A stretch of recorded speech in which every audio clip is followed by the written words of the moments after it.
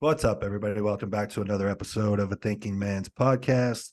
If you guys are listening now and you haven't already, please subscribe to the Muscle Media Network on YouTube. Leave us a comment, like the video, share it with a friend, all that good stuff. All three of us today offer online coaching. You guys can hit us up on Instagram, find us for that. And today, our guest, Joey Cavalier, NPC super heavyweight, prep coach, personal trainer, jack of all trades. What's up, man? How are you? Thanks for taking time for the show. Good. How you guys doing? Good, man. We're excited that you've given us a chance to talk to you. From what I've seen online, like we talked about, it's always funny meeting somebody that you only know online first.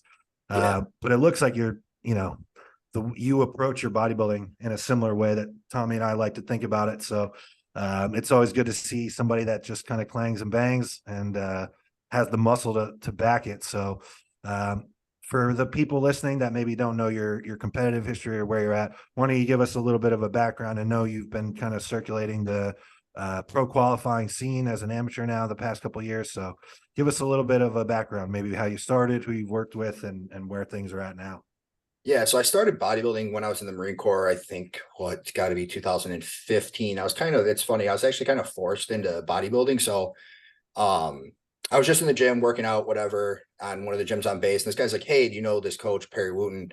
And I was like, no. So he gave Perry my number, and then Perry kind of found me in the gym, was like, "Are you done working out?" I was like, "Yeah, I just got done." He's like, "All right, we're going in the locker room and posing." I'm like, "All right, cool, whatever." So it's like, "All right," literally locker room, take your clothes off, posing. Like 16 weeks later, I had my first show. Wow. Ended up taking overall at the base show. So that was like kind of Nice. a nice little calling card for me. Like, okay, like this is like what I want to do. I've always like Yeah. admired bodybuilders and stuff like that, but I never like, okay, cool, I'm going to step on stage anytime soon. And then fast track, when I get out, I started working with Dave Reed. We did, I think, 2 years together. And then personal stuff, whatever, he stopped coaching. And then he transferred me over to Dom, like put us both in a Zoom call and was like, "Hey, this is Joey, Dom. You two are going to be working together from now on." And ever since then, we've been, taking over shows in Michigan and then working our way down to pits. That's Dom took me Dom. from, Hold on. Sorry. That's Dom Kuza for everybody listening. yes. Because I know Tommy works with Dom Cardone. So just want to make that Oh, distinction gotcha. there. Okay. Yeah. Dom Kuza. So took me from literally 16th at Pittsburgh to third place. So Wow. it's a big, yeah, huge Yeah. difference there. Yeah. And that was your first prep season together, was doing North Americans, your third, and then later in the year, your fifth at nationals? No, that was our second year together. Oh, okay. Yeah. Right on. Right So on. first year we did, I think the Flint show, and then we went to Pittsburgh, took like third call outs, whatever. And then the next year came back and took third at Pitts. Right on. Yeah. And then, so we were talking a little bit off air. So I want to kind of bring that conversation to light. So even being like right on the door, like you're third at North Americans, you're fifth at nationals, you and your coach have decided from that point you're going to take kind of a longer off season, because that was the 2022 season. You're not competing again until 24. So Yes. what was the thinking there behind it? Like, Tommy and I are always kind of talking about playing the long game and being a little bit more strategic, being a kind of a thinking man's bodybuilder, right? Yep. So kind of tell us what went into the thinking, wanting to take that much time in between shows, even being, right at the top of the amateur circuit. We just compared to all the other guys, like I just needed to grow my upper body that much. Yeah. I was outweighed, outmassed, and my upper body completely, like lower body, like was completely fine, like bigger than it needed to be. And then we just need to catch up my upper body. So it's going to take a whole year to do that, to where like we're going to come in undeniable and take it. Right on. Yeah, for anybody that hasn't seen Joey, he's Joey Quads on Instagram. And I have to give you credit, probably the only person that I've personally ever seen with a name like that, Quadzilla, any of these other monikers people like to give themselves, that actually has the quads to back it up. Your legs are ridiculous, dude. So Thanks. It was yeah, actually, I'm pretty sure a client gave me the nickname. I was like, all right, cool. Might as well just throw that up, see how it works. And, it's stuck ever since. Branding, baby. Yeah, exactly. yeah. So man, I'm very curious. Like literally the first thing that I thought of when I heard that you were joining us for the show was wanting to ask you about your training. Because a lot of times, I mean, I've seen kind of a mixed bag. Like you'll post some training from a gym, it looks like, but then it also looks like maybe you're training at home, or In a Yeah, so I garage or call it the something. So tell me dungeon. about that. Yeah. Yeah, tell me about that. It happened like during COVID. When everything shut down, I was laid off for 3 months. Like we couldn't even go into the private gym I work at. And I panicked. So I just started buying stuff on Facebook Marketplace, and then it just kind of erupted. And now it is that I probably have maybe 15 grand invested down there. I got racks, I got every bar you can think of, plates. The only thing I'm really missing is like a belt squat, but yeah. Right on. And so, I think, based on what you said, your training down there has continued even as gyms have opened. And it looks like I was saying, like you maybe mix up your training and kind of hit both a gym and staying Yeah, it at just home. So depends on what are the body parts and what are you trying to hit when you're staying home? so it just depends on like how I'm feeling. So I'll go through like little spurts where like I'll train like a power lifter, like I'll do banded box squats, really heavy good morning, stuff like that. I'll run that phase for as long as I feel I'm progressing, and then I'll switch over to more of like a bodybuilding split. Okay. So it just all depends on like what kind of mood I'm in, or like where I feel like my like joints and like my injuries are at. Like right now I'm dealing with a lot, so I don't really train like that anymore. I'm more switched over to more like higher volume, just to, because I actually I had an annual tear in my L5 like 13 weeks ago. Yeah. Oh shit. So yeah, that's hindered my ability to generate power. Were you pulling from the floor? Yeah. So it was actually on Valentine's Day, I ended up pulling 675 off the floor. And then every week after, I was slowly getting weaker. And I was like, what the fuck? Like, I actually ended up tearing it, only doing 585. First rep, pulled it halfway up, and like I just heard like a snap, and I went straight to the floor.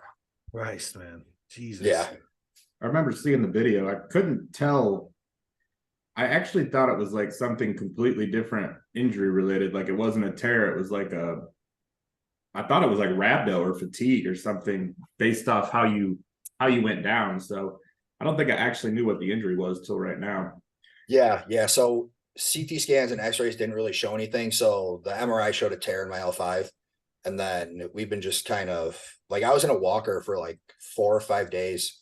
I would take the walker down to my basement and go like train, hit arms, shoulders, whatever I could. But I couldn't train legs for 6-7 weeks.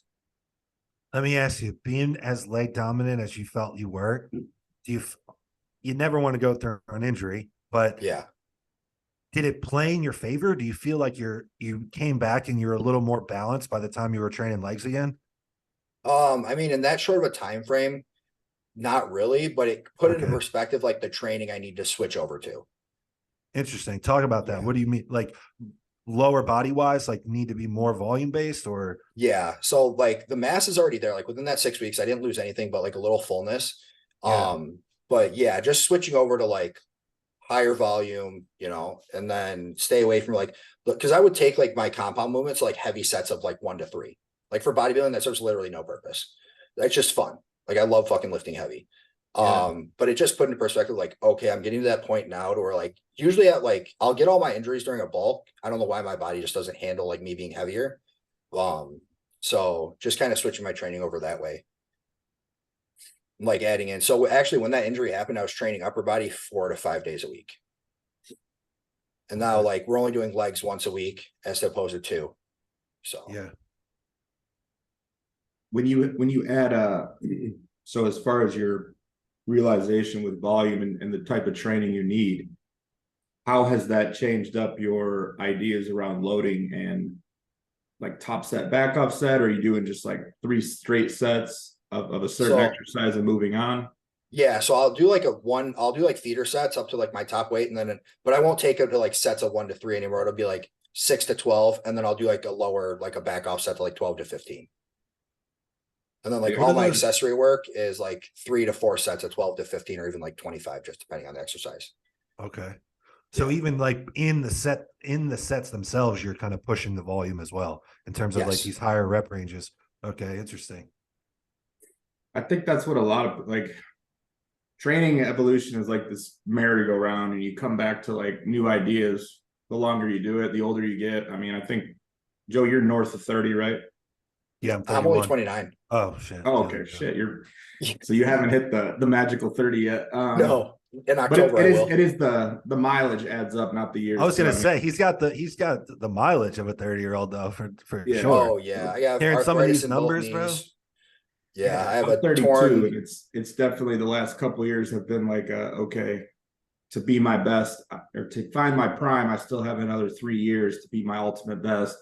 I need Yes. to make sure I get there in one piece, so I have to adjust my training to Yep. That's accommodate that. So I think the volume, if you're someone who's done low volume, heavy loading all the way up, then that's where guys like us start to throw in more volume. Whereas I just had this discussion with a client because he's like, oh, I want to do more volume like you. And I'm like, you've been training that way your whole life. You need to do what I was doing before to put on this volume. exactly. Right. You need to adjust the opposite way because everything's fried from doing too much volume.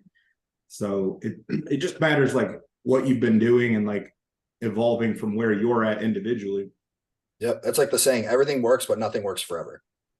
So it's like going through training cycles and stuff like that. Like, Wow, I like you that. have to adapt over time. And the bigger you get too, the more you have to adapt your training because you don't move the same. Your Yes. body doesn't react the Yes. same, doesn't get the same stimulus. So you constantly have to keep changing that. It's just a moving target at all times. Yeah, I like that, man. I like that phrase a lot. What was that again? Say that again. Everything works, but nothing works forever. Man, that is such a great way of explaining that merry-go-round that you're talking about, Tommy. We've talked about that where it's like, man, sometimes we have conversations off air and one of us mentions something and it's like, man, I remember doing that like 6 years ago and it was great and I haven't done it since. And you go back and it's like, oh shit, this is still really nice. Yeah. It's interesting though that I think there's like a direct correlation. Like we both wanted to ask your age, but it really comes down to that mileage in terms of like how much of that heavy loading, like almost power building style do you have before then you kind of have to switch? And can I ask how long has it been? And then as a follow-up, any observations like in terms of your physique from moving towards this style of training? Yeah. So I've been training so when I first started like bodybuilding with my first coach, it was high volume, take everything till failure. Like you're doing burnout sets of like 20 to 30 reps. And then I got with Dave and it was like low volume, heavy. Cause when he used to train back in the day, like he would just go heavy, balls to the walls all the time. And then, I mean, I guess your body kind of tells you when you need to switch, like injury accumulation and stuff like that.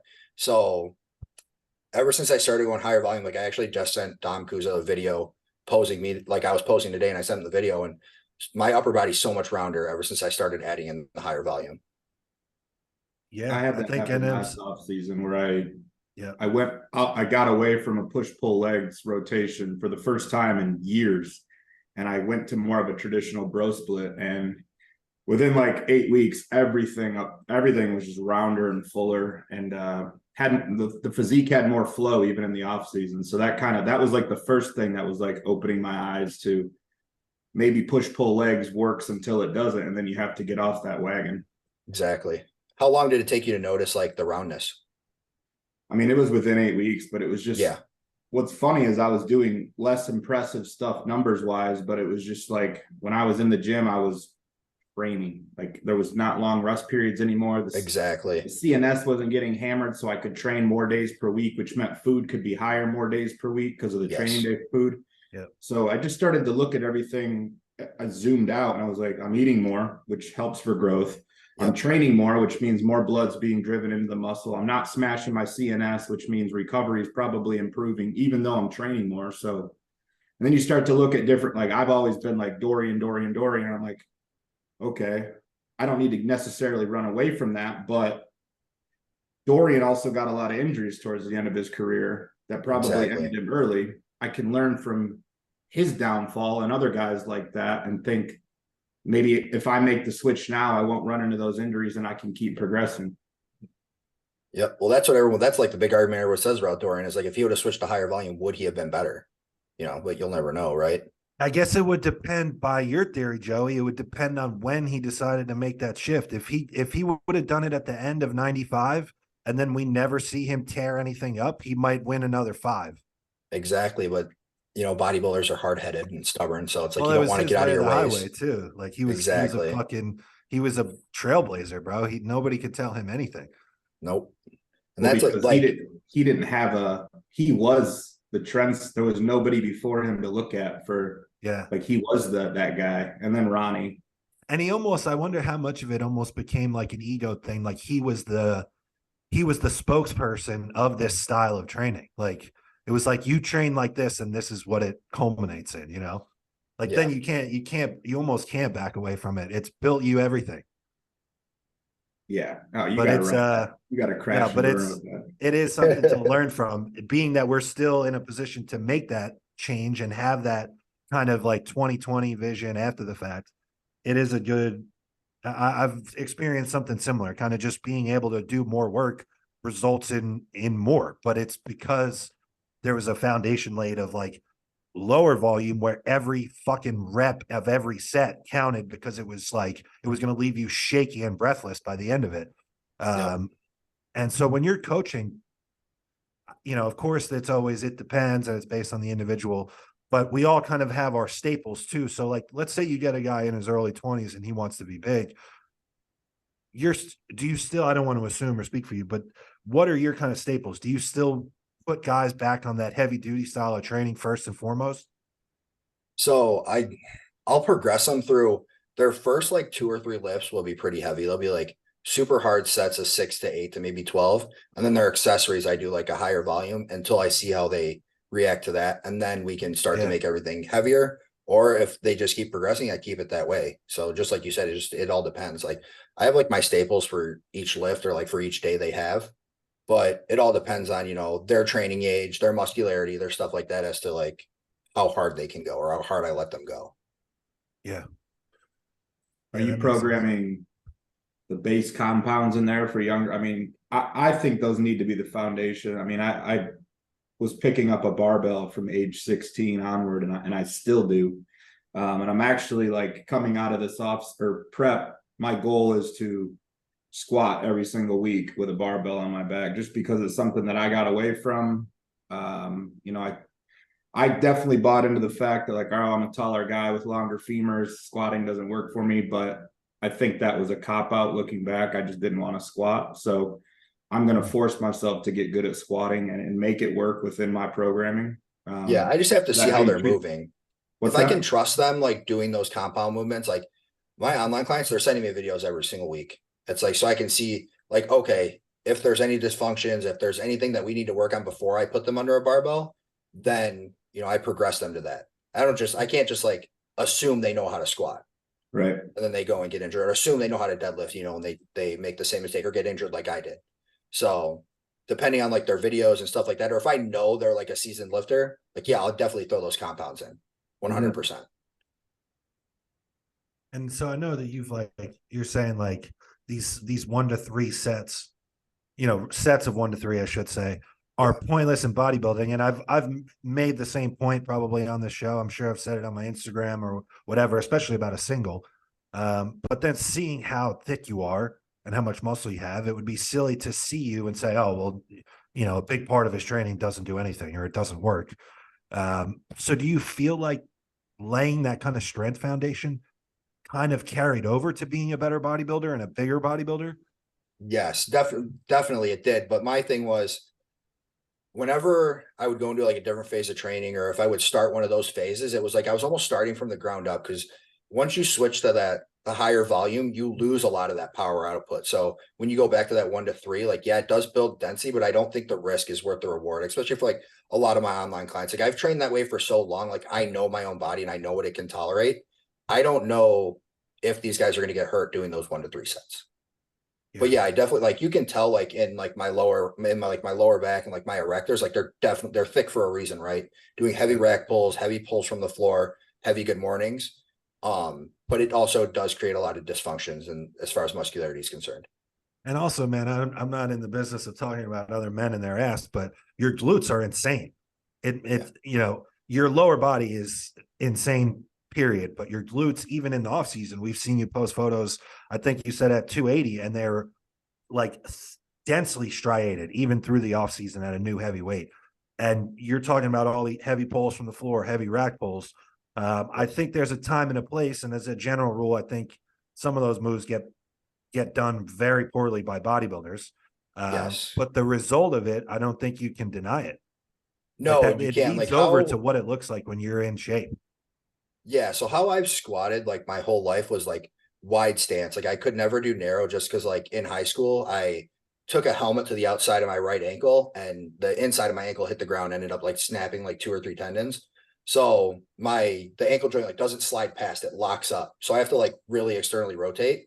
So going wider, like that's what built like my adductors and what built my glutes and hamstrings the most. And then like I started reading like West Side Barbell stuff and doing a lot of that research. So like doing like heavy ass box squats, like actually box squats, not just squatting to a box, like sitting back, exploding up. Like I feel like that's what helped build my posterior chain the most. Interesting. You got a lot out of the box squats. Oh, I love them. It's hands down probably my favorite exercise.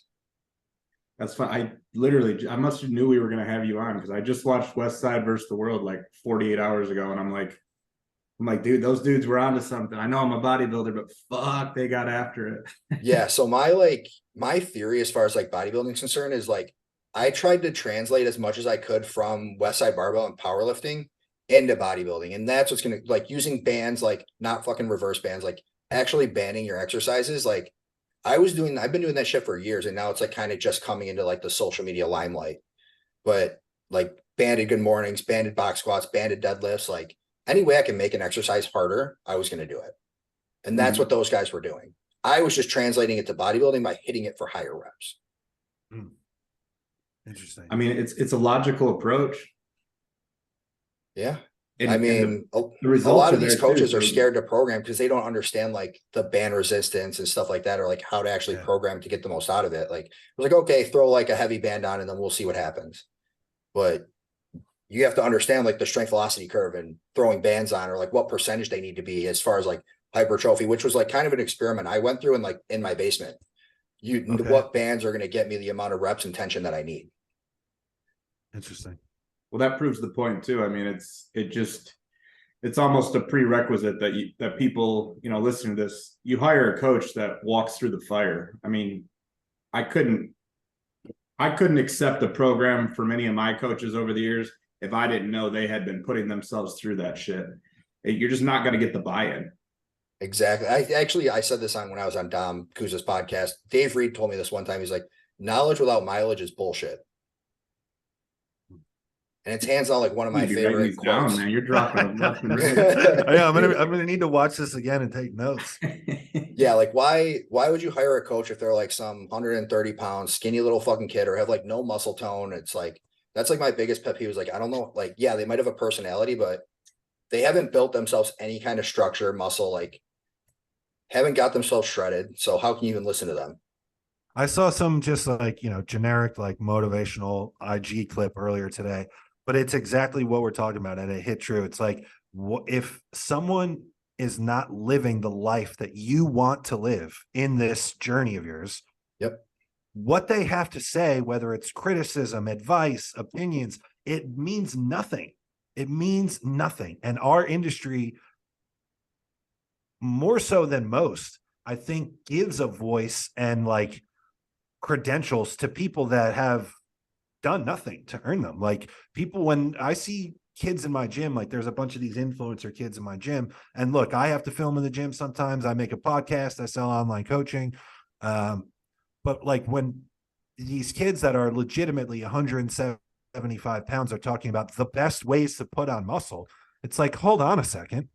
Let's put on some muscle first and then do it again and see it with a different strategy. And then we can talk about which theory is best. Like, there's not many other industries where people that haven't really lived it to an extreme degree, like an impressive degree, get a voice. Like I say this all the time to my clients or people in passing.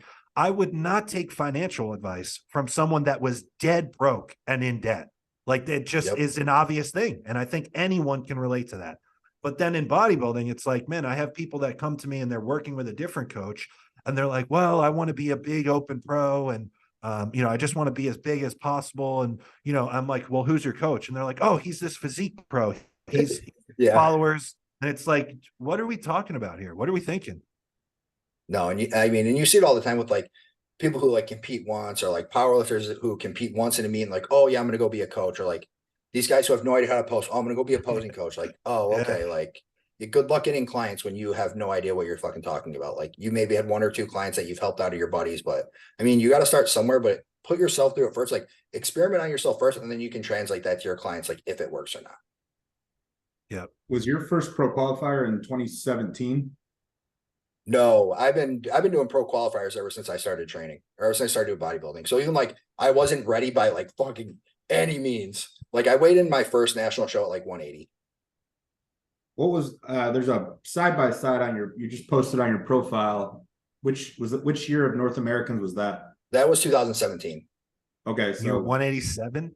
Yeah, I was 187, and then this other picture to the left or to the right was like 238. yeah, that's what I want to point out to people. Like that's a 5-year difference in pounds 50 pounds. Like of Yeah. stage weight. that's very, very fucking impressive from a Thank you. standpoint of like pure stage. That's not like off season to off season. That's stage to stage, and that is a lot of muscle added to your frame. So it looks wild too. I mean, I was at nationals last year, so I was, probably 30 yards from the stage when you were on. I mean, it's so hard not to like just glue your eyes to your lower half because there's so much happening and there's just so much mass. Like you said, I mean, you can start to see, and that's why it's hard in bodybuilding too. Like you're posting pictures of yourself only all the way through your prep. So you get this hype and gas from everybody who's never even been to a show, and they don't know like what to look for when a body's next to another body. Exactly.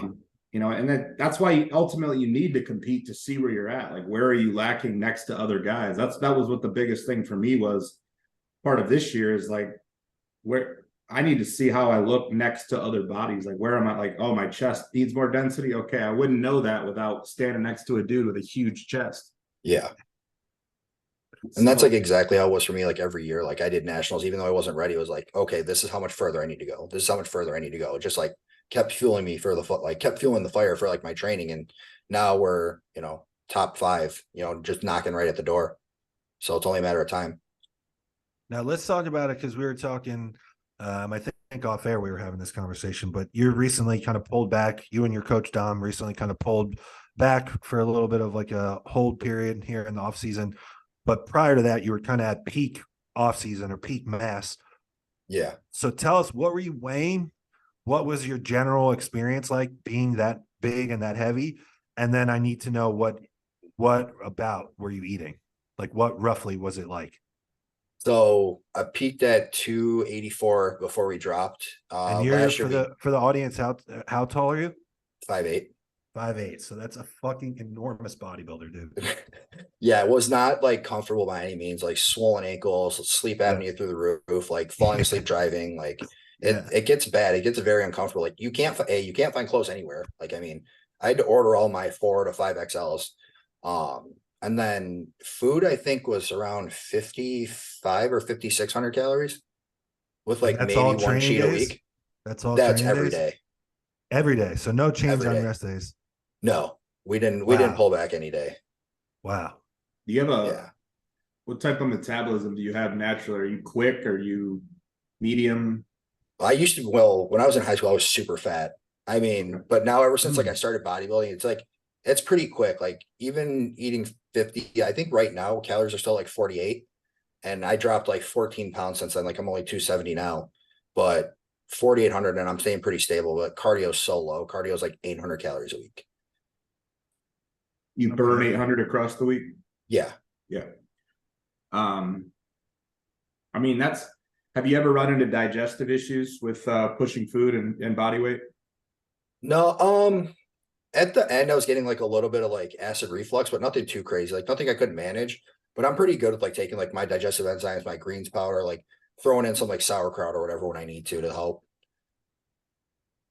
And do you have like being kind of a fat guy originally, do you have like a ravenous appetite?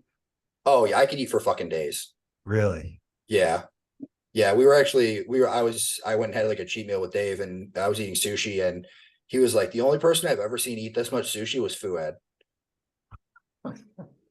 Yeah. How much did you put down? Oh, I'll eat a whole boat of sushi or more to myself. Sushi's the one thing I can actually I could sit there and eat probably 15 rolls, but 15 minutes later, you're stuffed to the bone. That rice just sits so hard. Dude, that soy sauce too. I mean, you can feel your blood pressure going up 1 point at a time per roll. Yep. It's kind of sick though, dude. I kind of just sit there and feel like I'm getting more and more pumped. Like the sleeves of my shirt are tighter and tighter as I'm sitting there. The gut is as well, but we're not going to talk about that. Yeah. Take a little liquid and acid, you're good. So what is this general setup? Are you eating a ton of whole food with that? Like, let's talk peak off season, like, 5,500 calories, and it's every day unrelenting. Are you eating just a ton of meat and rice, or what are the staples? So the only meals that like aren't like, I guess, whole food, be like my pre and post is like cream of rice, protein, and fruit, like pre and post. And then every other meal is like rice and eggs, rice and meat and veggies, or like rice and meat and some kind of fat. Yeah. Meat and rice, man. We've been coining that lately on this podcast of just, I think I at least got into I did the whey isolate stuff when I was doing a lot of personal training sessions, and I just I didn't have time for meals, and my body weight got to a certain point, it wouldn't keep going up. And then, I was using the best whey isolate you could find on the market. It wasn't cheap shit. But then when I got out of that, moved to Arizona, and I was able to start eating whole foods again, then the body weight, it's up 15 pounds for no reason. Oh yeah. Whole food, man, is just king. With the actual like whole food comes like added carbs here, like added fats here on top of like your protein sources. So it all adds up every little bit. But like when I'm training my clients, like I'll sit there and eat like a whole meal, and then I just like kind of tell them what to do. Like none of them have minded so far. So as long as I don't bring in fish, no one bitches. And what are your personal go-to staples? Like protein wise, do you stick to chicken? Or I'm always curious, like at that point, food is so high. Do you opt for fish because it's just easier? I used to, and then I really preference. Yeah. I used to be really big on fish, and that because I got sick of chicken, and now it flipped. So now I'm like chicken and beef, and then it'll probably switch eventually because I do get sick of chicken. I actually hate it. So, but you get the most bang for your buck out of chicken. With fish, you got to eat like 200 fucking grams. Yeah. I think what's helped me has been just keeping different protein sources in each day. Like, so I'm eating chicken, but I'm only eating it once a day. Yeah. But I'll have the 99 1-gram turkey, which if I was only eating turkey, I'd hate it after 3 weeks. But so I get chicken, I get turkey. In the off season, I'll have salmon, and I love, like, there's no point in my life where I'll ever be sick of beef. I could eat red meat every meal. But no, I actually preach that a lot too. Like, so even during prep, it was like one meal was eggs, one meal was fish, which was usually like my post-training meal. One meal was chicken, and then one meal was beef, and then one meal would be like a protein powder. So it's always like getting those different profiles of beef, or getting those different profiles of meat, I think is huge. A lot of people, everyone just like does, I'm just gonna eat rice and chicken. Yeah, go ahead and try that for like 6 to 8 months at a time. You're gonna get sick of that shit. Yeah, and that's usually what leads to intolerances too, is, exactly. You eat chicken 4 meals a day, like you're going to start to just develop gas and negative effects from it. So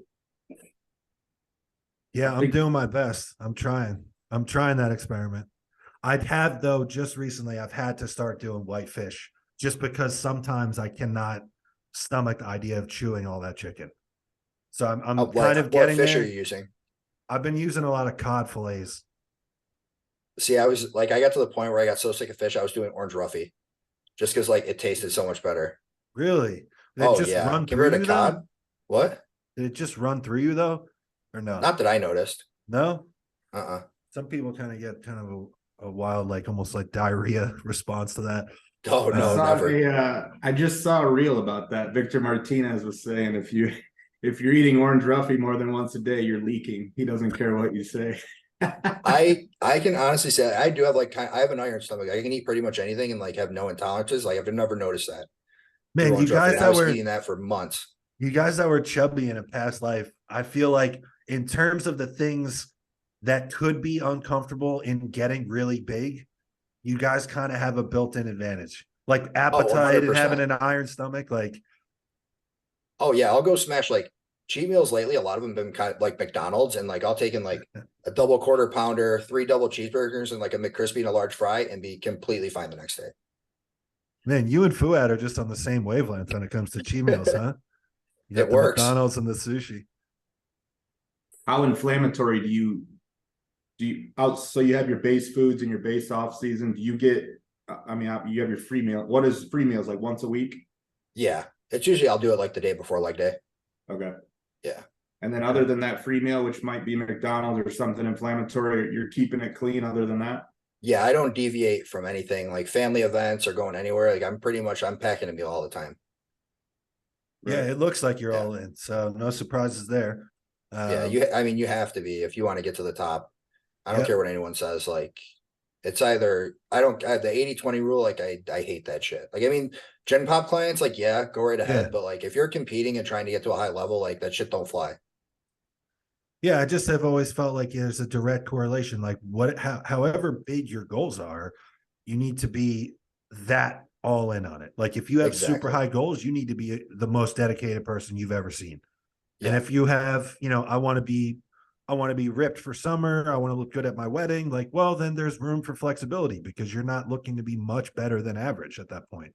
But Yeah. when you're looking to be excellent, it's like you need to be excellent every day. There's no time to miss. Yeah. I think the one thing that's kind of skewing that thought is like these social media influencers who are like, they're all shredded and then all they do is post themselves like eating donuts. It's like, all right, that bitch didn't get shredded eating donuts. Like, I don't care what he said. He had to get to a certain point of like him starving himself with other foods or like him cutting all clean foods. And then he can start to eat like that. Like, you can't just eat like an asshole and get shredded like these guys. I've seen some of these kids in this gym that I train in now, and what I've realized, I think a lot of them do get lean, shredded, whatever you want to call it, when you're 160 pounds. Um, but they do that, like I guess in summer, and they'll get all their content. They'll take all their pictures, and then you have to keep in Exactly. mind they're edited, they're photoshopped, they're this and that, and they Structured to the post that nines. all year. They post that all year and make it look like they're just ripped all year, and it's really not the case. So one of those messages that we are constantly trying to push home is like, because I think it's fair to assume a lot of the guys that listen to this want to be big, whether whatever division you fit into or what, whether it's lifestyle, whatever, you want to be big. If that's the case, man, you're gonna have to, like, every time you reach a new heavy body weight, it doesn't look good.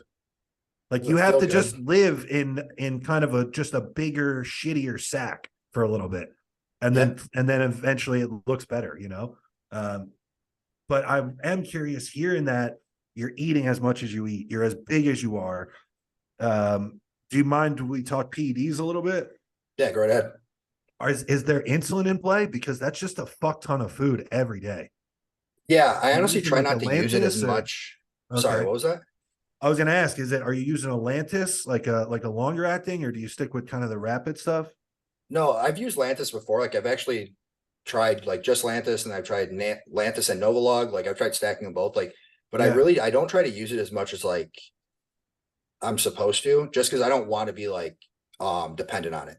So if I feel like Okay. I'm like digesting food, or if I feel like I'm like absorbing everything pretty well, like I may not even throw it in that day. But if I feel like it's kind of slowing down, I'm starting to get a little puffier, like I'm not digesting, then I'll throw it in. But it's usually Okay. like maybe 1 or 2 times a day, like 10 IUs. Okay. Yeah, Okay. just depending on my meal or What's that? whatever. Is that Humalog you're saying? Yeah, Novolog, Okay. Humalog, yeah. Okay. Right on. Yeah. And are you kind of timing that then on purpose, like maybe around something upper body, a big upper body workout, being that you're trying to bring that up to match the legs? Like I said, just depends on the day or how I feel like I'm I got shuttling you. food. Yeah. So it Okay. could be leg day, it could be a rest day, just all depends.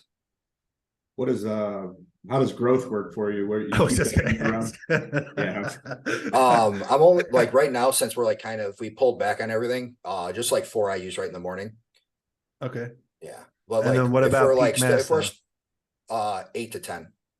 Right on. Yeah. Have you noticed what a sweet spot is for you, or is it just every time you've increased it works better? As far as growth.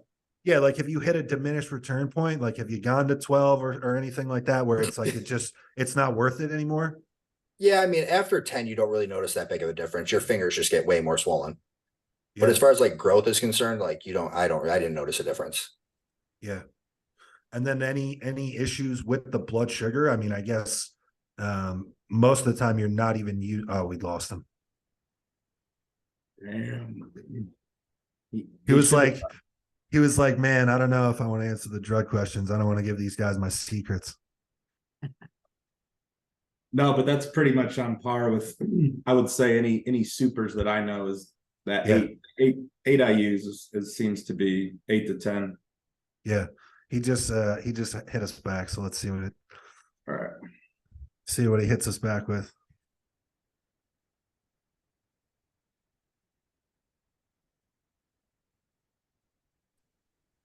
say Yo. something? Yeah, we can just cut that part out. I don't know why that just kicked me out. No, we're good, man. Okay. We just let it roll. We do it. Him and I filled the space. We're good. Awesome. What was the last question? Sorry. Well, Tommy, kind of when you jumped off, we were asking you about the growth and the difference at some of these higher numbers. And Tommy made the point, a lot of the bigger guys that we've talked to, it kind of generally seems to be the consensus, kind of 8 to 10. Have you gone higher? Yeah, I've gone to like 12 to 15, and I just I can't even grip dumbbells at that point. Yeah, like just everything kind of swells up too. Like, does everything fall asleep when you sleep? Not really. I haven't noticed any. Like, everyone says you get like the tingling and stuff like that. Like, I've never gotten any of that. Really? Yeah. Man, I don't know that there's a drug that we could talk about, like a staple drug that produces more of a wider range, I think, in response and side effects. Like, I feel like almost every one of us gets a different batch of side effects from growth. Oh, 100%. You're going to get that with any drug, 4 a day. Dude, I could do 4 a day, and it's difficult to get through a night of sleep uninterrupted by like the pins and needles in my hand. My limbs will go completely like dead weight. Really? Yeah. Yeah, I've never experienced really any of that. Interesting. And then, so one of the things I did want to follow up with, do you notice is that 8 to 10, is that kind of what you can tolerate too from like a blood sugar standpoint? I mean, with like the insulin and stuff in play, you can kind of keep that at bay. I mean, I think the highest mine's ever gotten fasted was maybe 110 to 112. Yeah. Which like you're trying to be huge. Isn't that high. Yeah, you're exactly. Trying to be right. Huge. Yeah. So it just all depends. And then can I ask, like, it all depends per person, but you personally, have you brought in any type of blood pressure medication, like being as big as you've been? Yeah. So I've been on Valsartan for 2 years now. Yeah. Okay. And so I actually have to go I'm getting an echocardiogram and what else are they doing? A ultrasound on Thursday, just to make sure everything's good. Yeah. Yeah, no, that's a great example to set for especially some of these younger guys that you're coaching or guys that'll listen to this. Like, that kind of goes along with it. Like, taking your health supplements, being able to afford all your health supplements, taking your prescription drugs, taking all these drugs that will help your health. I kind of feel like all of that has to be consistently in play to earn the right to use higher drugs. Like, I know guys that I have clients that want to use bigger amounts. They've seen me that I'm talking, that I'm on more than I've ever been on. And they're like, well, if more is better, why am I not on more?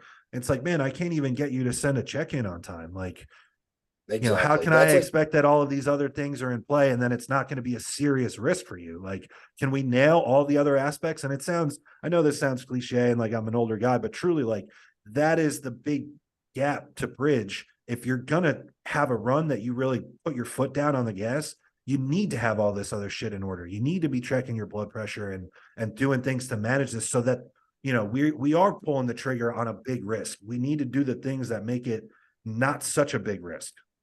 Exactly. That's the one thing I tell like all of my clients who like compete or like my guys who just like want to get jacked. I don't talk PEDs for like 4 to 6 months of working with you. Like, I have to be able to trust you completely. You have to be able to like do your research or whatever, like look up stuff and have an intelligent conversation with me before we even touch anything. Like, you don't just come and be like, hey, I want to take this. This is like, no, fuck off. Like, we're going to wait a couple months until like your diet's perfect, your training's where I want it to be. And we see how you're responding with that first. And then we can start throwing stuff in.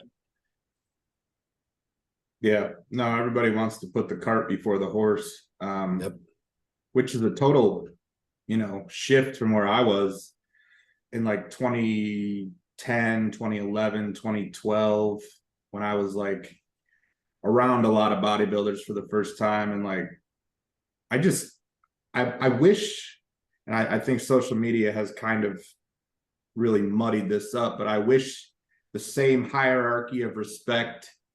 And, when you see a bigger guy in the gym, like, you just know that guy's the man and you're going to fall in line and try to do exactly what he does. I used to follow guys around the gym and I would stay one exercise behind them. And that was my split. And now I'm kind of in the role that those guys were in for me. Like, I'm 32 in a gym full of 18 to 22-year-olds. and it's just such a different scene. You know, there's Canon cameras everywhere, and there's kids filming things that are just very unimpressive, and there's just no desire to actually dig in and get big. Like I have like, hey, tell me what you ate today, and it's like cereal, a protein shake. Oh, they grabbed a protein shake out of the fridge at the gym. Yep. And it's like, so you've had 70 grams of protein and some quick acting carbs, and that's it. But you want to talk PEDs, but you can't, like, if you can't eat 6 meals a day for 6 months straight, like the needle isn't worth it for you. I mean, because if you talk to you want to look at like upper level, and like I was having a conversation with Turner about this the other day. Like right now, I bet I pin myself anywhere from 5 to 8 times a day.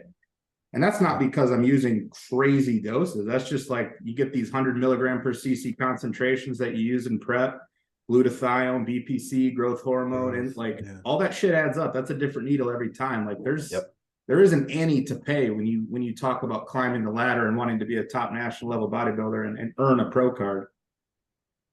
No, I completely agree. Like I always get like young kids, like these guys come up and be like, oh, what are you taking? Blah, blah, and all this shit. Literally the first thing I say is I'm 5,600 calories a day. That's the first thing I go to is food. I don't even like, oh, well, what are you really taking? I'm like, no, bitch, that's it. It's like the food is what does it the most. Everything else is just kind of like a cherry on top. Like if you're going to come to somebody and ask them like, oh, what are you taking? Like that's the first conversation you bring up. It's like, you're not fucking ready. Like, I'm not going to tell you what I'm taking, because then you're just going to go do something dumb when you like don't have the experience or the mileage to even be touching dosages like that. Yeah. Yeah, I think that's that's a great point. Hopefully somebody hears that and takes something from it and realizes that it really is the food. I heard Justin Harris say this, and he was talking to another bodybuilder. I forget who it was, but he said, like, if you ever hear like smaller guys in the gym talking, they're always talking about drugs. And if you ever get like a group of enormous competitive bodybuilders or pro bodybuilders together, all they want to talk about is food and what everybody's eating. And it's true. Like that was the first thing that I wanted to ask you. Hearing that you're 5'8" and 285, I'm like, Jesus Christ, what are you eating? How much is that? What does it take to fuel that? But these kids want to know about the drugs first, right? It's like, man, like you said, 5,600 calories a day. Go do that for one day. And if you can do it for one day, come back and I'll give you your answer. And they couldn't. They don't, man, these kids, oh, I'm not gaining weight. What are you eating? Like Tommy said, they can't even tell you. It's like, if you don't have a plan, how do you think this works? They just think it's like the magic bullet. It's like the magic pill that you just start pinning and you're just like jacked off of one cycle. Like it takes years of accumulating. Like it takes years of diet, takes years of drugs, takes years of hard, like actually fucking training. Yeah. Not like you going through little spurts like, oh, I'm not motivated today, so I'm not going to go in and work hard. Or like, oh, I'm going to like, not to like knock deload weeks. Like I don't take deload weeks, but like, oh, I'm just going to take it light this week, so I'm not feeling that great, you know? Yeah. Yeah, I think I was probably 11 years into lifting weights before I ever decided, oh, I'm going to take a deload or a lighter week. Like, I didn't even know what the fuck that was. If somebody would have tried to sell me on that at 25, I would have told them to fuck off, like point blank. But one last thing, we're coming up on an hour, and I do want to ask you something more on the personal side too, because it's something that I go through and deal with myself, and I think it would be a good conversation to have. So it caught my eye recently. You would kind of taken a blackout or a break from social media. So talk to me about, like, you know, I know you have your coaching business, you're a personal trainer in person. What are you feeling when you get to that? And then how do you feel coming back after like that time away from worrying about social media like it's a job? What do you notice? I was far more productive like during the day. I wasn't like stressing that like I had to post something. Like in my career right now, as far as like personal training, like I'm in a very comfortable spot to where like I have enough clients that I don't have to like keep searching for more, you know, like if they come, great. If not, like I'm good. But it's just like having to post or like having to like, oh, are people going to like this, or how are people going to respond to this? Like it took a lot of that anxiety out of the way, and just taking a step back to realize like I don't have to post every single day. Like people are still going to be there. People want me as a coach, or people want to see my content. Like when it pops up, they're going to respond. Great. They're going to reach out. Actually, like I had 3 people reach out through email, like while I had that time off through coaching. So I was like, okay, cool. Like it just unburdened me a little bit. Now, like getting back to it, like I'm a little bit more refreshed. Like I know, like I don't have to post. I know, like there's no pressure on all of that. So that was kind of like my whole thing was I wanted it to be more of like enjoyable to post again, as far of like more of like a burden and pressuring me. Now, when you say pressure, is it just to get the post up, or do you kind of struggle with like the quality of it? What are people going to think about this, like along those lines? To an extent, I care what they're going to think about the content, but Yeah, it's more like you see my page, like it's pretty much just me posting my training. yeah, So it's just like more of like having the time in to post throughout my day, because I'm like constantly doing, I'm constantly busy. So it's like trying to find like that 15-20 minutes to like make the post or whatever was more like the thing, is like, or like even like getting the content. Like sometimes I go in the gym and I fucking like I don't want to film anything. So I'm like, all right, whatever. So taking yeah, that week off, like I didn't film anything. It was fucking great. Like I just went in, yeah, trained, worked my ass off, and then got out. yeah. And how, when you were training at home or when you train at home, do you feel, because a lot of your videos are when you're at home, do Yeah. you feel less of that then because you're not in a public space where it's less of a distraction because you're just by yourself? To an extent, I mean, filming in like usually when I do film, I don't bring my tripod to every gym. I only bring my tripod to Yeah, where like I'm either training at like the private gym I train at or in my basement. Like either yeah, just like set it up on a water bottle or do something like that. So yeah, I mean, it's not like I'm any more like anxious about it. The only time I really get like super anxious if like there's way too many people in the gym. Then yeah, I'll kind of be like on edge a little bit about it. yeah, That's very and like after watching West Side versus the World and just where I'm at with all these prep, like I love, you know, my main gym, Muscle Factory out here, but it's just a product of the time. It's on a college campus, and it's very hard to go in there sometimes. And like I wish I was blind. Like I don't have to have eyes to see everything around me. Yep. Because I love the equipment. I mean, the owner's one of my closest friends. And then I have another gym I train at too, but it's the same thing. Like sometimes it would be nice to have a gym that's just like all people who are performance driven, and it's kind of like the old days where like you had, like I remember having a really good gym in I don't know I don't know if you've ever been up to like around Bath or DeWitt, Michigan. No, I haven't. Yeah, that's kind of where I'm from. So there was this little powerhouse that was ran by a former bodybuilder who used to be a corrections officer, and I mean he ran it like an iron fist. He kept it real. Yeah.